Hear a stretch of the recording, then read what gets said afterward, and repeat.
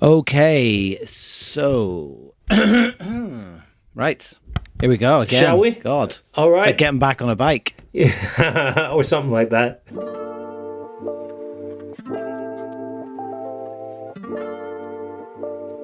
Hi everyone, welcome back to Tokyo Jazz Joints podcast. It feels like it's been a while, but then nowadays everything feels like a long time. What about you, James? How are you doing in Tokyo? Well, I just picked up a very special bottle of Black Bushmills, which was distilled in sherry casks, so to speak, from the label. So I think I'm doing very, very well. Things are very, very funky and well hydrated. I hear things are not the best in your part of the world, though, from the news in Ireland. You are still locked at home, yeah?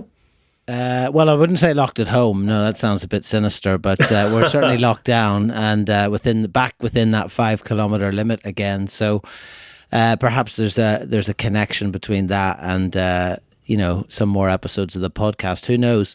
But it's been quite the journey, James, with the podcast. We never imagined, I suppose, that we'd get to this many episodes, over 40 now. And I really think we should start by just saying thank you to all our listeners, even though we haven't had some episodes out in the last few weeks. Keeping an eye on SoundCloud there. It seems like the listens keep ticking over. People are still accessing old and new episodes, and that's fantastic to see. And thanks to all of you for the love, for reaching out and sharing your comments. Shout out to Justin, shout out to Miles as well, who've been in touch recently and are really supportive, really encouraging and enthusiastic about the project. And we really appreciate that because it keeps us going. It makes us realize that what we've done is definitely worthwhile, and not only that, but it appeals to a wider audience. So yeah, we've been getting a lot of good feedback. I've seen some really good comments. I got a couple of personal mails from people who were asking, are you guys going to come back soon? And I was so happy to answer one of them this week to say, getting ready for our Friday night ritual again. I've missed it. So, and I think that, we'll keep it secret for now, but we certainly have a couple other things planned in addition to the recording that we're going to make tonight. But you know that it doesn't include, you can't count emails that you've sent to yourself. You know that, right? I take great offense at your continued slander at my tech abilities. I'll have you know that I was very successful in putting up an Instagram story just the other day. So, and it got 100 hits. So how do you like that? Good grief, yeah. It's nice that you're talking about hits. That just brings you right back down again. I mean, you peaked there with Instagram story, and then as soon as you said 100 hits, it was like, yep, Granda's back. Anyway, listen. Let's crack on. We're going to call this Tokyo Jazz Joints Greatest Hits, I think. It's kind of like our version of the Grammys. So basically what we've done is I've sent a list to James. We haven't shared any notes or any thoughts in between. And what we've done is we've kind of come up with some categories, and we've decided, what joint or joints or what things that have been part of this crazy journey that sort of fit best into these categories for us. So we're going to do it in a kind of a Grammys type style. We're going to take I wouldn't go too heavy on the Grammys there unless every winner is inappropriate for the category that it's in. But sorry, that's my music critic side coming out. Apologies. I mean, it may be that actually is what happens anyway, but it'll be interesting for me to see what you've chosen, and hopefully the feeling will be mutual. So what we're going to start with, we should tell the listeners, that's right, we've not exchanged our selections. All we did was just review the categories, but we did not share the notes. So this is all going to be coming out for the first time, and yeah, well, it'd be interesting to see if we've got any things that match up. It also means, of course, that we actually have a deliberate reason for not preparing so well and communicating properly before we record.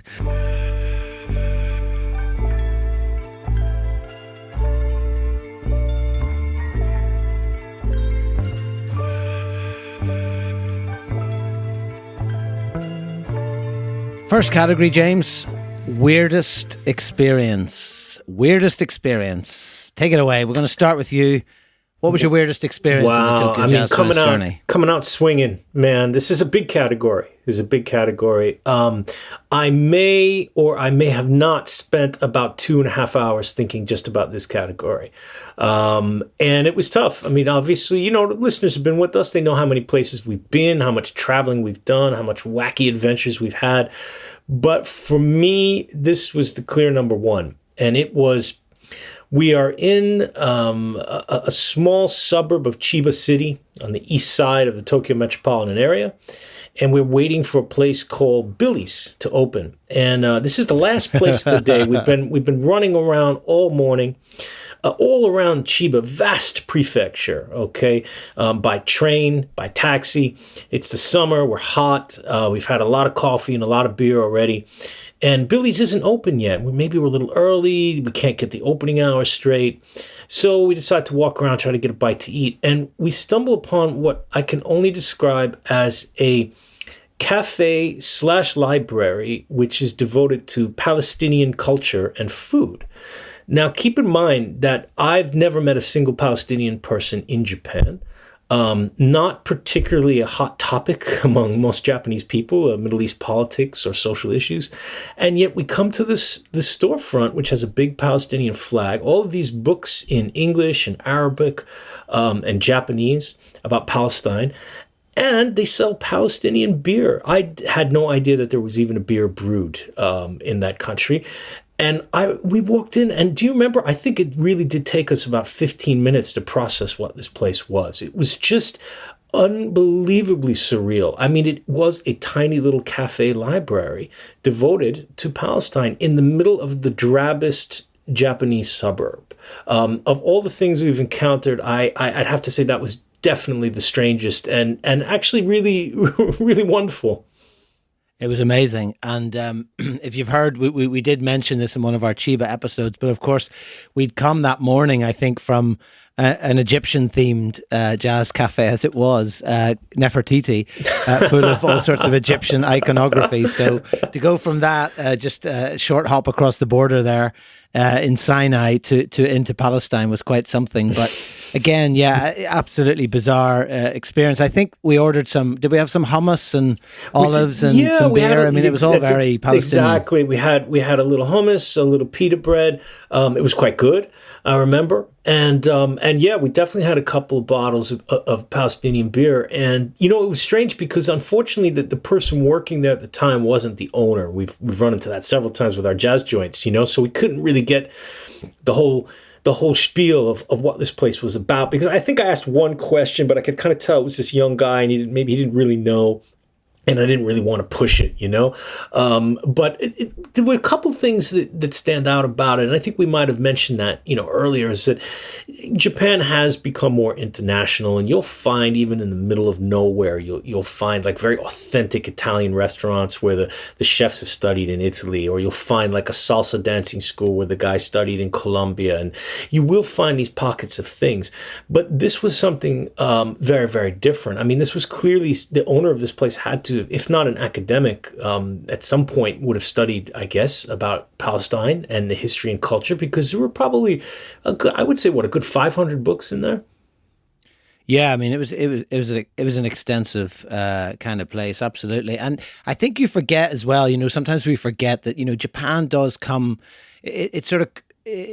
it has this kind of, sometimes these immigration waves, if you like, and then they sort of roll it back a little bit. So obviously, you know, there's a huge Brazilian population in Japan, and there's historical links. There were a lot of Japanese emigrated to Brazil, actually, and I think it's the biggest Japanese population outside Japan is actually in Brazil. But also there are areas of Tokyo as well, when you go to parks, particularly around the northern part of Tokyo, that a lot of the signage still is in Persian. And there was a period of time where a lot of Iranians came. I don't know what the reason was, in terms of maybe there was some sort of reciprocal visa agreement or something, but there were huge areas of Iranians, and you can see that still just sort of like in certain ghost signs around around Tokyo, particularly in parks and things like that, where the city has actually put instructions and directions and so on and so forth in Persian. And I mean, famously, of course, there was actually up in Roppongi, I know, I presume it's still there, but up in Roppongi,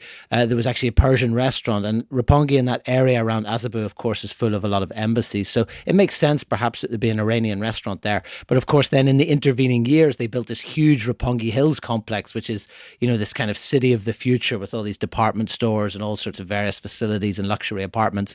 And just across the road, of course, you have this Iranian restaurant just still there from like a time gone by. And at one point, I think, if I'm not getting the history wrong, Japan very suddenly just revoked a lot of these Iranian visas, and of course, a lot of people had to return to Iran. But you can still see that was completely right, because when we first came to Japan, I remember you definitely, there were more shopkeepers, cafes, a lot more Iranian students. And I think that, that probably goes into our other side podcast, Jazz and Politics. But from American Pressure, I think that ended. But it's interesting that you mentioned that about the restaurant, though, because that's right. Pockets around Tokyo, and we've seen that when we've wandered around looking for jazz joints all around the city. So we've really experienced a lot of neighborhoods we'd never been to. And you do always tend to see one of these places pop up. Like, it's a Brazilian one, or a Peruvian restaurant, or in Takadanababa, where all the Burmese restaurants are, But this location was just so strange. It was an extremely drab suburb. And I can't imagine who the customer base was for the joint. And, we didn't follow it up. I've done no research since then. I think we'll leave that as a mystery. But for sure, that was the probably the single weirdest experience. We had a lot of weird jazz joints we went to, but this one really took the cake.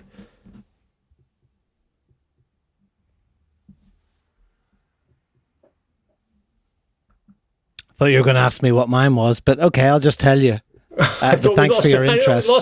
Thanks for your interest. Lost the sound there for a second. I mean, if they're looking for a presenter for the actual Grammys, I think they need to keep looking. God, well, you can tell we're out of practice, so I dead air, wide open. Dead air. So Philip, let's hear it. What was your weirdest experience? Well, thanks for asking, James. I thought you'd never ask, literally. But well, I'll tell you what mine was. For me, I think this was probably pretty easy, actually, because if you've listened recently to the 5 days in June adventure that we went on, obviously after we left Kyushu, we returned to Tokyo, and I was there for a few more days. So I was able to go to a handful of other places, both with James and with and by myself, that I hadn't perhaps got to and I had on the list. And eventually I got to 40 places actually over the course of that 3 weeks. And I finished on what can only be described as a high, because again, similar to some of the other places that we've been to, it was very much just a name on a list, a bit of a gamble, and it was way out in the wilds of Saitama. And we've talked a lot about Saitama as being this huge, flat, fairly featureless commuter belt, on the sort of north west side of Tokyo, and a prefecture in itself. But again, it sort of has that kind of reputation, perhaps, of being somewhere that you maybe live and then commute to and from work, and not necessarily somewhere that you would choose to go and live if you had other options. And of course, I headed out, and it's one of those places, again, where you're sort of looking on the map and you're thinking, well, it can't be that far. And then when you look at the actual train timetable, you're like, how is it going to take me an hour and 3/4 to get there? Anyway, I headed out. It was a pretty hot day. One of those days when you're kind of walking around Japanese streets. There's a lot of concrete. There's a lot of air conditioners pumping out hot air. Not a lot of tree cover. Not a lot of shade. And you're just focused on getting from the station, particularly a fair-skinned lad like myself, getting from the station to the place without, sort of frying up. And the place that I was heading for, of course, was Rindo. And it was the 40th place on that trip. It was the last place that I photographed. I think the next day or the following day after that, I was heading back to Ireland. And, well, what an experience it was, because you can see from the photographs, if you look up Rindo on the regions section of the joints page, well, it's kind of, it's a little more than a shack, but not a massive amount. You can see around it, there's much more modern buildings. There's a couple of quite well-appointed houses just behind it. And on the ground floor, there's the mysteriously named RIP RIP. I'm not sure if that is symbolic of the experience you have when you go there or just an accident, but a classic sort of Japanese snack, and we can imagine what that's like. And then on the top floor is this Rindo place. Now, James, I looked up the name, and Rindo, actually, the first kanji I know refers to dragons, but actually Rindo itself is apparently gentian, which is described in English as an autumn bellflower. Did you know that? It would probably surprise you to know that I did not know that. Yeah. No, I mean, your flower knowledge is usually pretty good. True. Yes, you're one my for the Japanese horticulture was one of the reasons I came here. But what's interesting is, I mean, that's funny for so many reasons because. Can you think of a place less worthy of the delicacy of a beautiful flower than the interior of Rindo? I mean, it's just the perfect dichotomy there. And it's funny. We'll get to some of that more in another of our categories. But yeah, I've regretted not going there. And I remember a couple months ago when we talked about it, I said as soon as this damn pandemic ends, we can move around freely. I'll take the trip up. I mean, that would be a good 2.5 hours from where I live. Needless to say, I've not made it back there. But I believe you had said that the owner there was maybe on the edge of being unable to open the shop much longer. Yeah, I mean, it was weird for many reasons. I mean, first of all, I was on my own. It was in the middle of nowhere in a suburban neighborhood. I was also conscious of, it was one of those situations where you need to go to somewhere and spend some time in it. But also, if you don't do it in a certain time frame, you're going to be stuck out there for another 2 or 3 hours. And, it's not an exaggeration to say there isn't much to do around the station. So I headed in. It was open, incredibly. You go up the sort of very small, narrow staircase. And what you're met with, as you can see from the photographs, is this enormous, is jazz written across this blackened window with white paint. And then just above that, there's an amazing sign written originally, I think, in either chalk or paint on a sort of a blackboard type material, which says, "I'm very glad that you have come. Please enjoy the best jazz and coffee shop Rindo." And then really mysteriously, just in the top right-hand corner, it says, "A grain of mustard seed." Now, I don't know what he was going for there or what he was getting at. But anyway, I headed in. And of course, yeah, you can see the owner. I mean, he's just oozing personality and cool. And you can only imagine, the experiences and the stories that he has to tell. I got a photograph of him there, puffing down on a cigarette. But he was fairly drunk by this point, and this must have only been about probably 2:30 in the afternoon. And again, one of those places just full of incredible memorabilia. But what was really interesting about it was not only did he have this incredible collection of VHS, all beautifully catalogued, as we've come to expect from some of these places, and a signed photograph of Archie Shepp.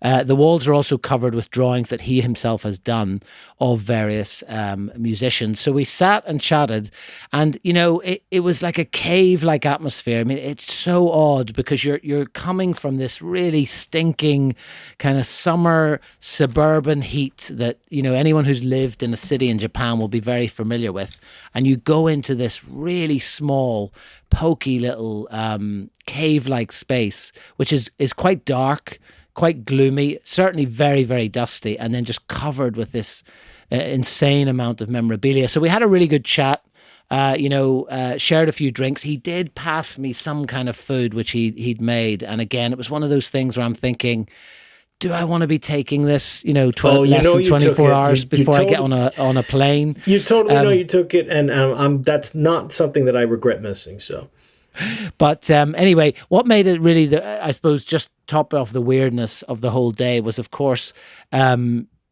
at the end, when I told him, I had to get back to the train, he said, "Well, look, before you go, I just want to give you something." So I looked around this place and I thought, well, this is going to be insane because, am I going to get one of these beautiful paintings he'd done? Am I going to get a signed photograph? Am I going to get one of these amazing, original stickers that he's designed for the place, hanging up above the bar? So he took me over to this corner, sat me down at this table, and he pulled out the sort of like a glass dish that you would get if you were in Greece, if you were an extra in the film Grease and you were sitting in a diner and you ordered an ice cream sundae with all the toppings. It's the sort of dish that it would come in. And he wrapped this up in newspaper and he pushed it across the table and he said, please, you must have this. And I had no choice. I had no choice but to take it, obviously, out of politeness. I carried it all the way home, in my defense. I gifted it to the friend that I was staying with in Tokyo, because obviously I wouldn't want to take it on the plane and smash it or something terrible like that. And whether or not she still has it in her house, I don't know. I must check. But it was really a weird afternoon. And it was just a beautiful and very sort of strangely unsettling way to finish that whole trip and to photograph that 40th place. So that was my weirdest experience. It's perfect that came wrapping up the very big journey as a great way to end an adventure that at times was very strange and unexpected. And, obviously, it's funny, Rindo, I've asked people about that place, and not a lot of people I know have been there. I think because it is so far out. I mean, I wouldn't even say it's a close suburb of Tokyo. It's really way on the outskirts and not a place that probably even people commute to work from. Into central Tokyo. It's that far out. So it's not really on the jazz radar of the usual suspects that we sort of follow on Twitter or Instagram, Japanese guys who have the same crazy hobby that we do. So it is kind of a very ephemeral, strange place for sure. It's residential, I'd say, definitely, but astonishing when you think of that. I mean, I'm just we can wrap up this category, but just looking at one of the photos there, you can see, it's got that whole Sonny Rollins album, Way Out West, signed. It's got his picture of Sadao, also signed by him. Ray Brown's photograph with signature up there at the top. Obviously, Archie Shepp, and fairly recently, Archie Shepp, it's signed 2002. So these are not things from, the 50s and 60s. But fantastic place. So let's move on to our second category then, James. And this one, perhaps we don't want to dwell on this too much because, it might bring the listeners down. But I thought it was kind of worth maybe adding it in as well, because obviously any journey, and particularly this one that we've been on together, has its highs and lows. And many of those we've documented in the podcast already. But the second category is biggest bummer. And I think I'm going to start, if that's okay, because, obviously if I'm waiting for you to ask me, it could be quite some time. I think for me, and I don't want to get too political here, because we've kind of steered away from that, in the podcast, generally speaking, and I don't want to date the podcast too badly either. But I do think for me, probably the biggest bummer is, in one word, samurai. And I don't mean the people. I mean the place in Shinjuku that we've talked about. And I think, perhaps I'm being judgmental.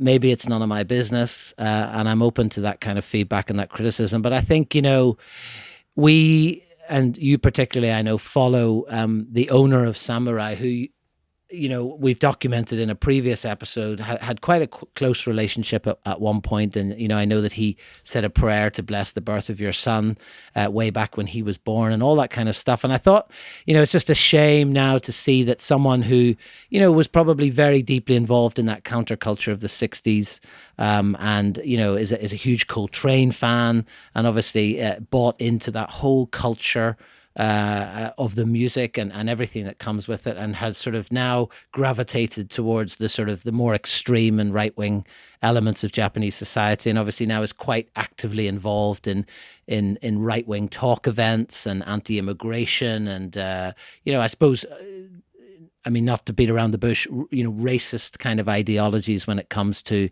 Japan and the existence of other cultures in Japan. And I just think it's kind of a shame, and there's something interesting about that very awkward contrast between the culture that we're documenting in this project and then these other kinds of political ideologies. And I suppose, again, we said in some ways, in Japan, sometimes those things sit very comfortably side by side. People are quite practical, they're quite pragmatic about their beliefs, and you see that right through, different kinds of Japanese religions and all that kind of stuff. But I suppose for me, it just doesn't always, sit very well. And I know certainly even when we first thought about photographing samurai, you were kind of wary about including it in the project because of those reasons. And I think it's good that we did. It's good that we look at all sides of this culture, and it's also good, you know, just to for me myself to have seen it and kind of experienced it. But I suppose, I mean, bummer is not the right word, but there is definitely that element of, you know, it's a bit deflating and a bit disappointed to kind of see that now. But, you know, there you go. Yeah, I think definitely. I mean, and for listeners who want to hear more on this very complex place and discussion, you know, we did record a whole episode about it back in the early days of the podcast. Please go back and check that. I think it's episode number 5, actually. But yeah, I would say it's funny, when I was making my list of biggest bummer, this didn't even make it because I think, as you mentioned, you know, Samurai was a regular place for me for so many years, and I knew the guy so well. It you know, would probably be a different category, more like biggest shock to find that he was simultaneously playing records, jazz records about spirituality and oneness and unity, and then on the weekend hosting a borderline hate speech event. It was just so shocking, you know, so shocking.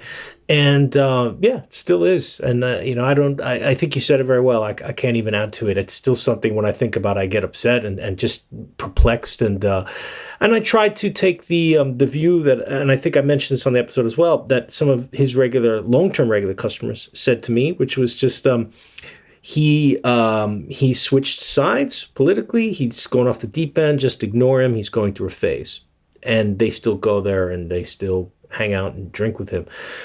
And while not agreeing with anything he says, and as you mentioned, that's a very a kind of thing you see more, I think, in Japan, which tends to shy away from open and lively, noisy discussions about political things, whereas in probably our countries, you know, you'd be in fisticuffs rather quickly.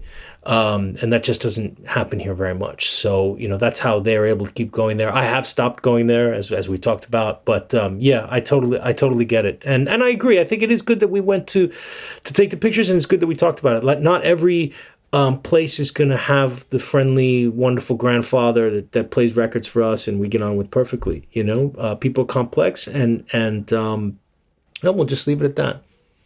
Okay, well, not to drag people any lower, but very quickly then, what about you? Biggest bummer? Well, it's funny because you mentioned Samurai, because my biggest bummer is right around the corner. And it is the closing of Jazz Pepe, which is an absolutely, well, I have to use the past tense now. It was an absolutely phenomenal basement jazz dive. And I mean dive. This place was unbelievably old and dingy. And, you know, for years, every time I'd walk by, I thought it was closed because the sign was never lit up, and the sign was actually partially broken. And then there was a window broken on the door. So I thought it was one of these abandoned shops that you see all over Japan. We've talked about a lot on this show, you know, when people just move on and the place just stays empty. But, you know, we did get in one night. We happened to see that there was someone down there, and we went in, and it was remarkable. Okamura-san, the owner, was just the most lovely guy. And we were so excited. And I remember at that time, you know, it was still not early in the project, but, you know, we were several months in. And I think we got really excited to say, okay, let's come back and maybe shoot a little video here. We'll try to change something up with the project. You know, we can use it on our social media or something, and, you know, we'll do a little intro. We can interview him. Let's just try something different. And he was totally up for it. And you know, we followed up by calling him a couple weeks later. Nobody answered. Nobody was there. We couldn't get in touch with him. Obviously, he was not on any sort of social media or the internet or email. And we went back to try and talk to him, and we saw a sign on the door that said closed due to illness. And we were like, oh, this is, well, gosh, you know, I mean, did he write this sign? Is he okay? I mean, this guy was very, very old. And the place was due to close in a couple months' time because they were going to tear down the building. So that's one reason we wanted to rush back again and do our little video project. But we found out later on that he was forced to close even earlier than he had planned due to illness. And we were never able to get back in. And that was that. And I don't know what happened to him. Okamura-san was one of these old jazz bar owners that pretty much spent his entire life working down in this basement joint. Did not have a family that we knew of. And with his health getting a little worse, I think he was 78 at the time, still chain smoking away and drinking whiskey every night. I mean, remember when we were there? Obviously. Yeah, I mean, in half an hour, I think he had 2 whiskeys and a whole bunch of cigarettes. But, that lifestyle does take a toll after 45, 50 years. 50 years, yeah, because he opened the place when he was in his 20s. So I think for me, that was the biggest bummer, that we never got to go back in. And it was very much, I think, a case of sort of hidden in plain sight, wasn't it? Because I know we talked about it when we covered Jazz Pepe, that, you'd walk past many times, and obviously famously one of the window panes in the door was broken, so there was kind of there was that sense that it was just derelict and abandoned, and yet the sign is out in the street. So how we kind of managed to walk past it, and then suddenly it could have been in a different category, perhaps, as like the craziest find as well, because we went down that staircase and it was like, damn, what is this? Oh my God. Yeah. Well, that was the thing, because he was nowhere online. He was not in my Japanese guidebook that Jazz Hiho magazine had published here in the early 2000s. They published a guidebook to a lot of the jazz joints. It wasn't in there. It wasn't in any of the jazz magazines. So I had just completely assumed no one I knew had ever been there. And so, we just assumed, it must be closed, and they left the sign there. So it was incredibly lucky that we were able to find it. But then the bummer that we couldn't get back and shoot it. But at least you did get the pictures and the picture of him. He was a real sweet dude.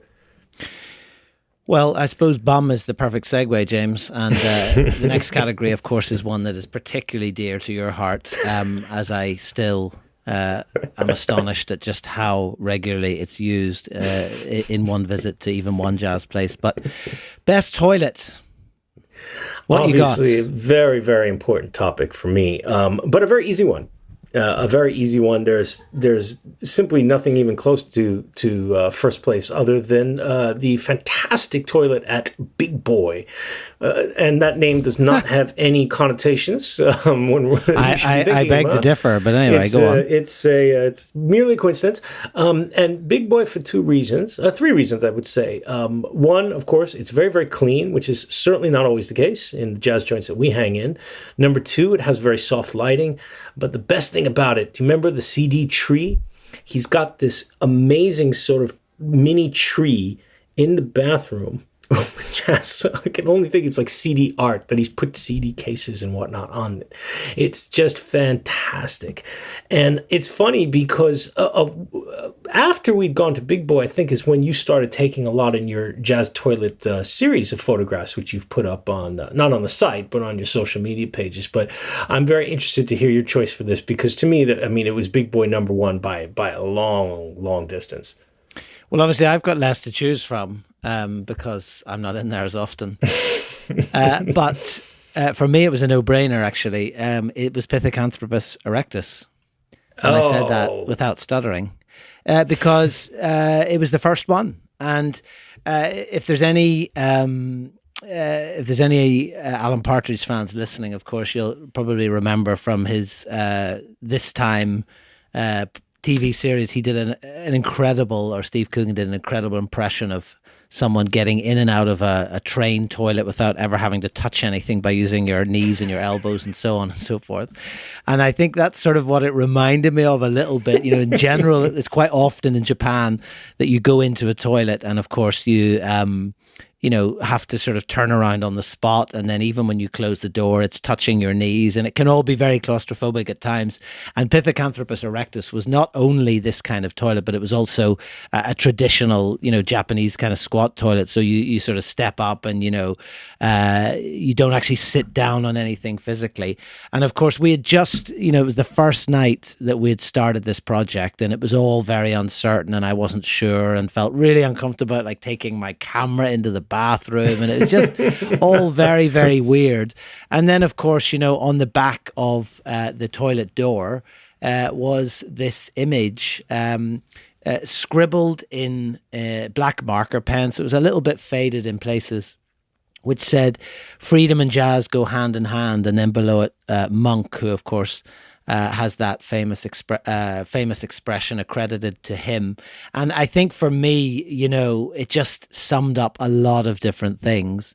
And not only, are a lot of the bathrooms in the jazz joints just incredible places in and of themselves. I feel like as the project continued and we went to more and more places, it seemed, at least to me, that those kind of old style bathrooms that were graffitied, that were covered with old stickers and ticket stubs and varnished posters and all that kind of thing, gradually started to kind of vanish. And even if the place itself, if the aesthetic was very much like Pithecanthropus and it was grimy and dirty and all the rest of it, the one thing that people had spent money on was kind of refurbishing the bathroom and doing it up. So you'd quite often go from these very atmospheric, gorgeous spaces into quite a sterile, kind of train station style bathroom sometimes.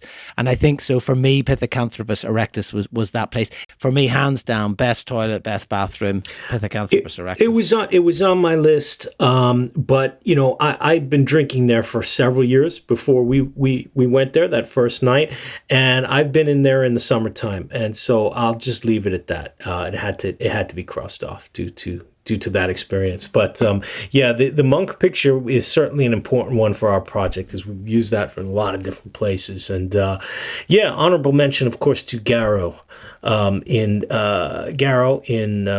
Mukogaoka Yuin, which was the jazz joint literally built in a tin shack.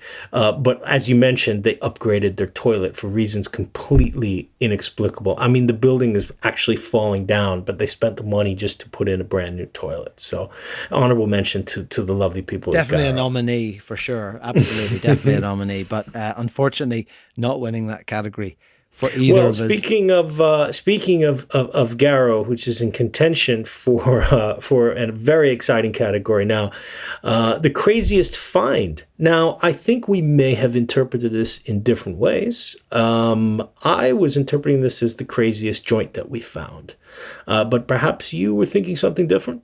Craziest find. Well, I mean, I kind of, it occurred to me, I suppose it could be either. So I'll allow you a little bit of flexibility, because I know I was trying to tie you down to categories so that we didn't just end up waffling on for hours about all these different places and not actually,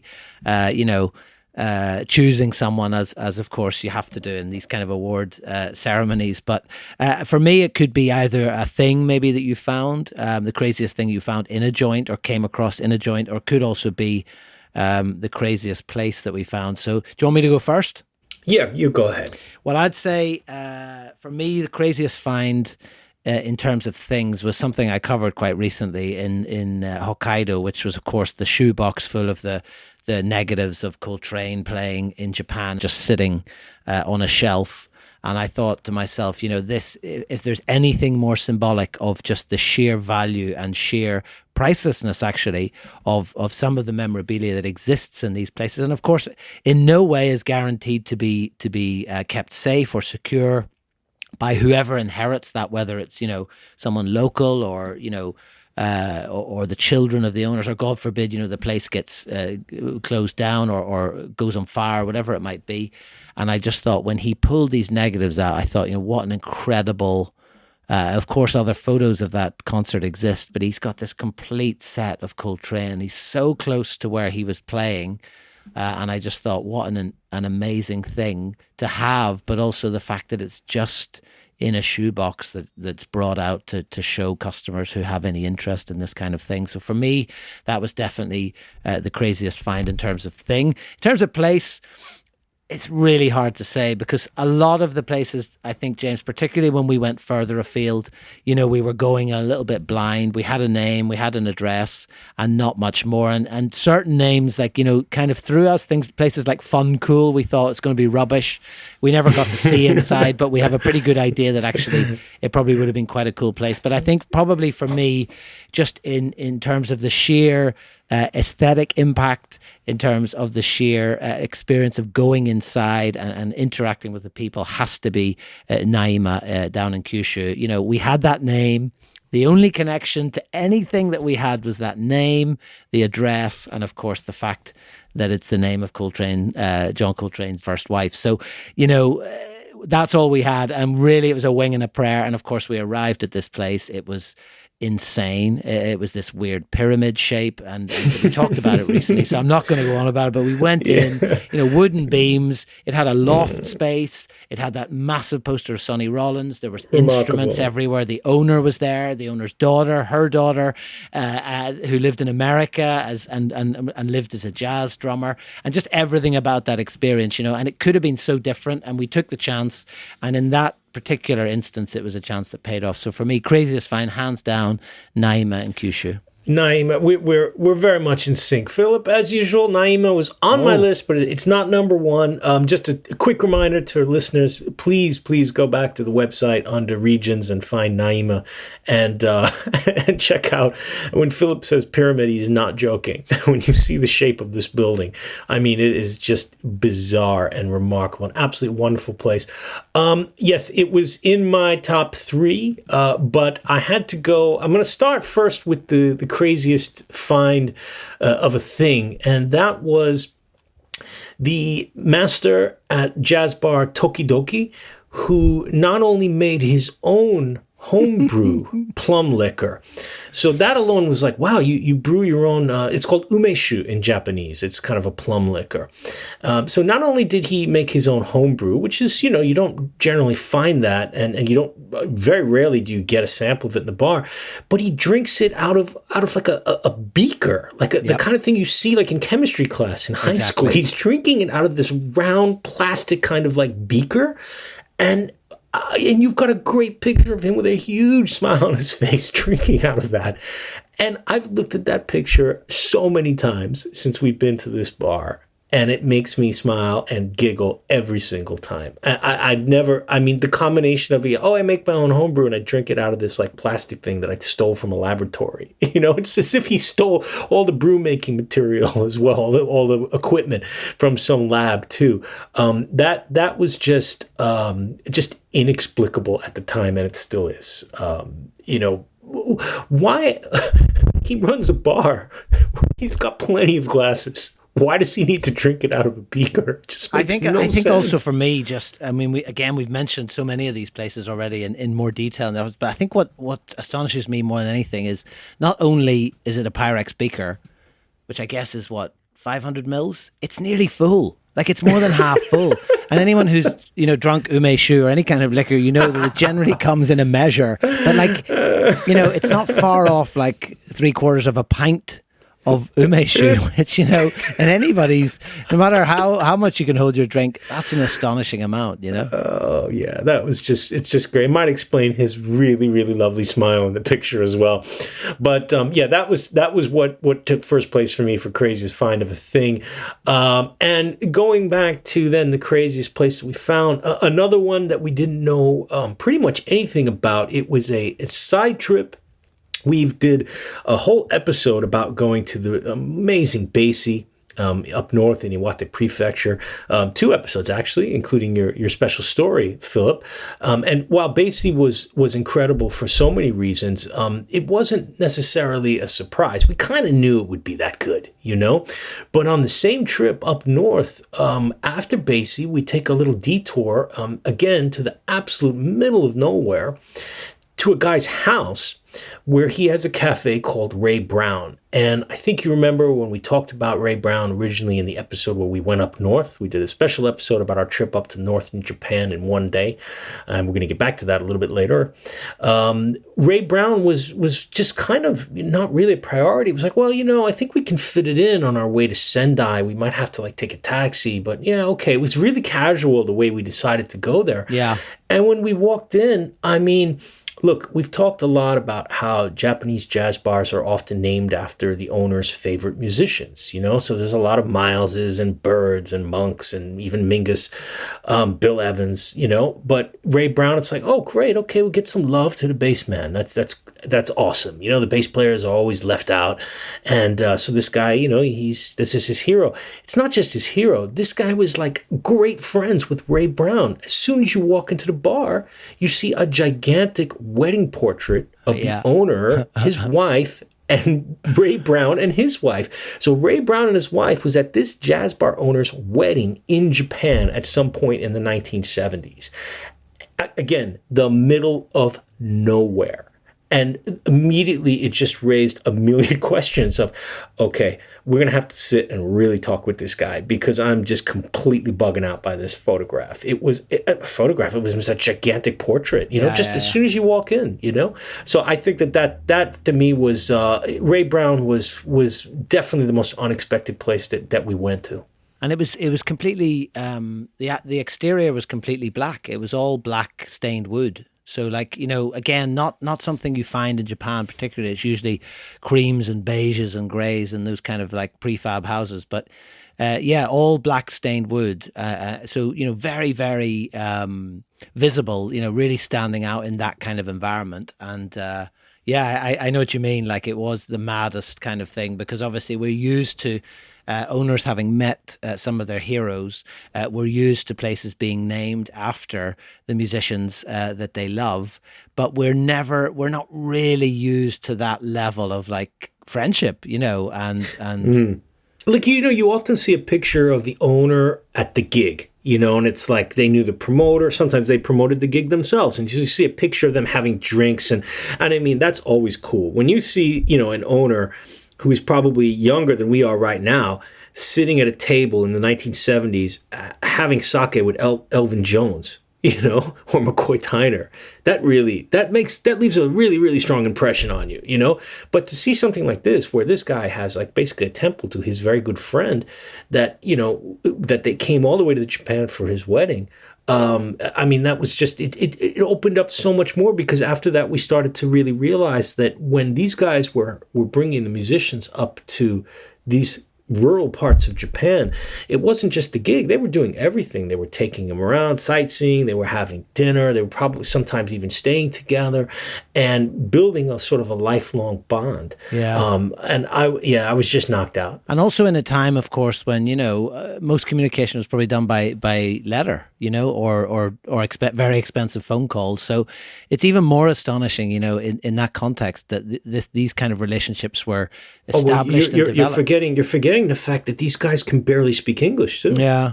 I mean, none of these guys really could have a very deep conversation in English. but they were able to bond over the music in such a great way. And, I have read, and it is a really touching thing because, so many of these jazz musicians who, especially when they were younger, grew up in really tough conditions, really didn't get a lot of respect from the music industry, certainly not from mainstream white society for the black musicians. And then to come halfway across the world to a very, very different alien culture and to be treated with respect and admiration for their artistic work and sensibility, it was really important to them. And that's why so many of these musicians, if not moving to Japan, used to come very regularly. We know quite a few married Japanese people. And so for them, it was almost kind of a validation. It's like, yes, I can be taken seriously. It's just I had to leave my own country to get it, unfortunately. But they came to Japan and they found a nation full of jazz fanatics. Mm.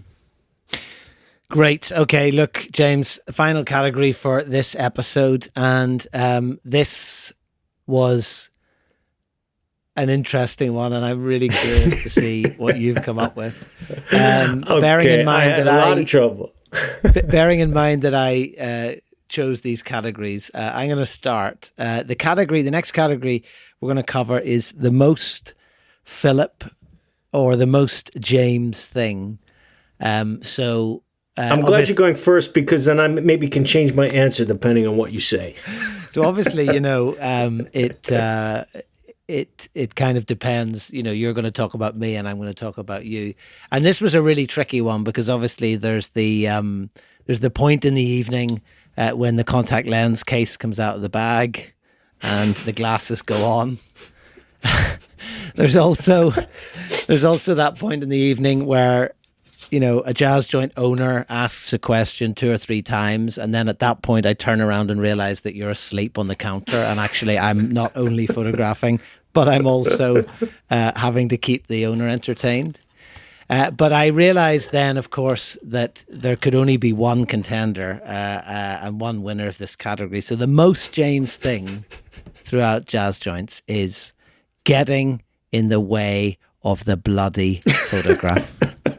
And the way that it works is very, very simple. We sit, we drink, we chat, And just at that point, when I get my camera out and decide, okay, we built a rapport here, good time to start photographing, you jump up, you get your phone out, which of course, if you've lived in Japan, you'll know, particularly with iPhones, you cannot switch off the camera shutter sound. So not only are you now pointing your camera, your phone camera around the place, we can also hear this really annoying shutter click. And every single time I've just got something framed and I'm like, yep, who wanders into the picture? And it's the most annoying. Now, at least we have addressed this, and anyone who knows me will know I'm not shy about saying those kind of things. So this is not something that's obviously breaking news. This is something that you're very aware of. But what really brought it home to me, and this is just quite unbelievable, is that a couple of years ago I was contacted by White Lion Publishing, and they were putting out a book called How to Live Japanese, and you can find a link to that book if you're interested in the press section of our website. And they wanted to put one of the photographs from the project. So I looked, and there's a particular type of photograph they were looking for. So in the end, I chose the amazing Full House in Tokyo. And it was an interesting place in itself, of course, because very, very eclectic interior. And of course, it was the one place that where I asked the owner if I could photograph him. And he replied by saying, oh, no, because by photographing me, you'll take away a little bit of my soul. I forgot. Yeah, that's right. Oh, yeah, that's right. He did say that. That's the place out in East Tokyo. Exactly, yes, yeah. And of course, right. So I got this photograph. I chose this photograph. I edited it, did a bit of work on it, got it ready to submit. And only then did I notice that somehow you had managed to be in that photograph to the level of kind of like, spy-like activity where I hadn't even noticed it myself in all that editing process.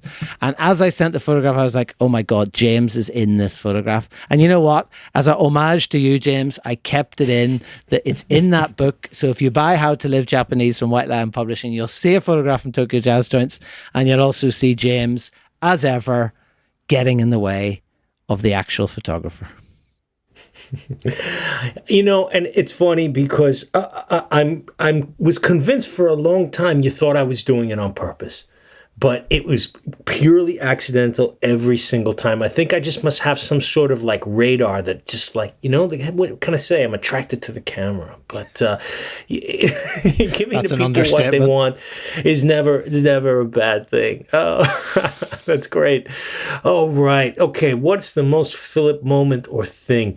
Very, very difficult. There were a lot of things to choose from. Since I already mentioned on the previous, our 5 days in June, just a couple episodes ago, your amazing attention to hair care, even skipping coffee and breakfast so you could spend 5 minutes at the mirror to get your coif looking perfect as we headed out for the day. Since I've already mentioned that, I'm going to go, and I think we've gone into this a little bit before, I'm going to go into the automobile.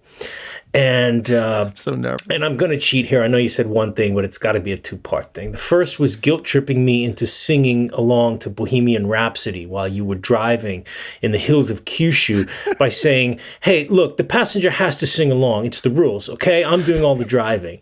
So you made me sing out loud to a song that I can't stand, even though I knew all the lyrics. So we're riding through the hills of Kyushu, and I find myself singing at the top of my lungs to Queen. And the second thing was the same day when we pulled into, I think we were going into maybe into Kurume on our way to Kurume City, to the jazz joints there.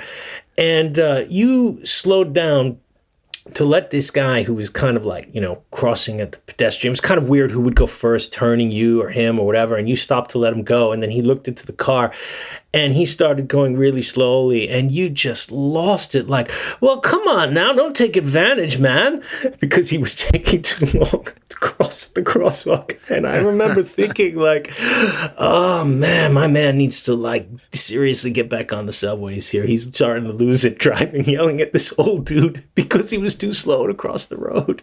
I'm surprised they didn't shout, you should get a license. That's one of my favorite road rage. Well, I didn't want to say anything because I was thinking like, okay, he's been driving for like 28 straight hours and I've just been sitting here napping.